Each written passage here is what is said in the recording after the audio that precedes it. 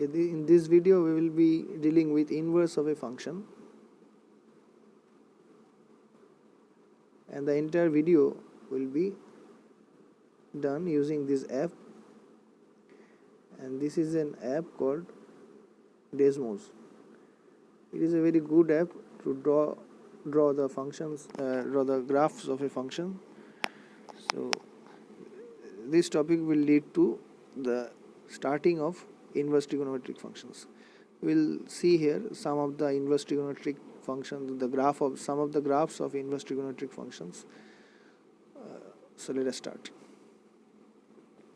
So first we are taking a function, say f, from D to R,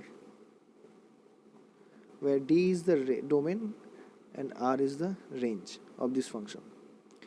So how this function looks, say this is the set D, there is a set R. So the function here, it is defined as f. What it does, it takes some element x from the domain and take it to the element fx in the range. I think it will be better to write the f value with a different color. So let me write it.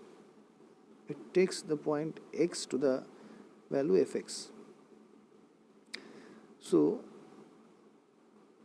when we are defining its inverse function, what we will do, we'll define the inverse function on the set R. Okay, we will define the inverse function on this set. So R will be the domain of f inverse, and clearly D will be the range of f inverse. So we are defining this function in this direction. So this function will be f inverse, and what it will do, it will take the point fx again back to the point x. Okay, in case of f it was in this direction, in case of fx it is in this direction. So what is the input for the function f inverse? The input is this fx is the input for f inverse, and this x is the output for f inverse. So what we can write here is that f inverse of fx, as f inverse is the function and fx is the input for this function and the output is x. We know this property very well because it is the property of inverse, that the composition of two functions of a function f with its inverse will be the identity value. That means we can write here, one minute, that means we can write here f inverse composition f on x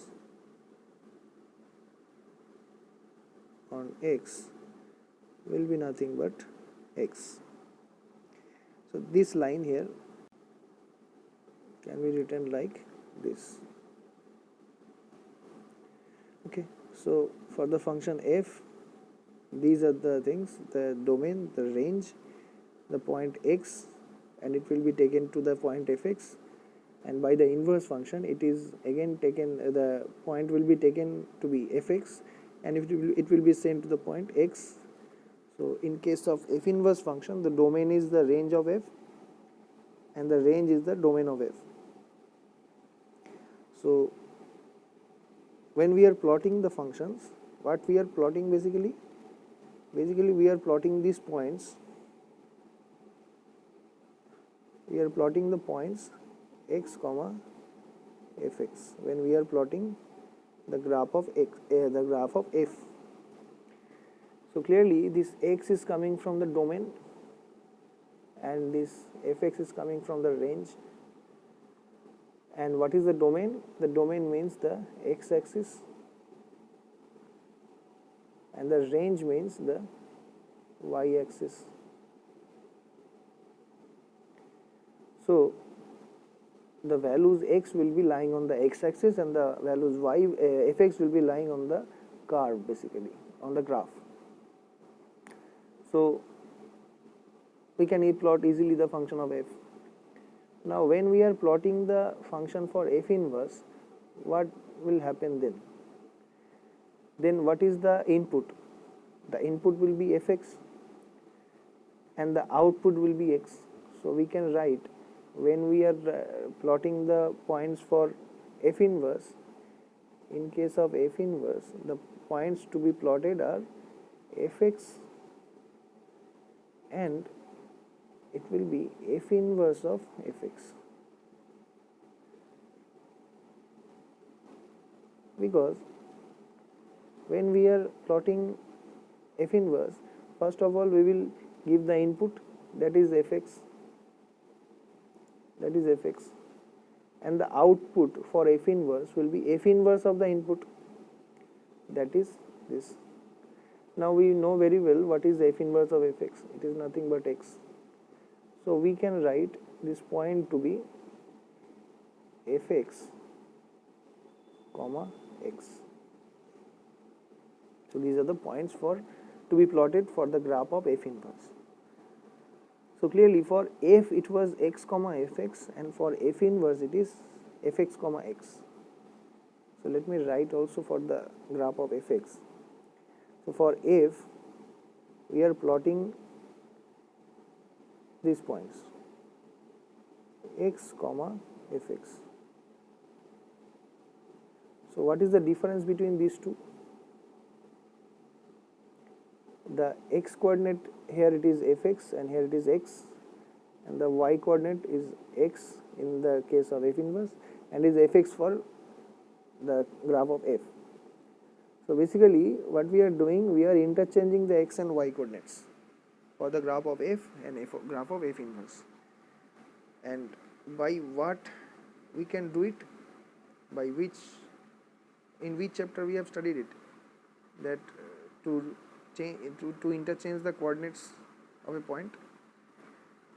See, we have studied it in the chapter reflection in class 10, that if we reflect a point x comma y on the line y equal to x, it becomes y comma x.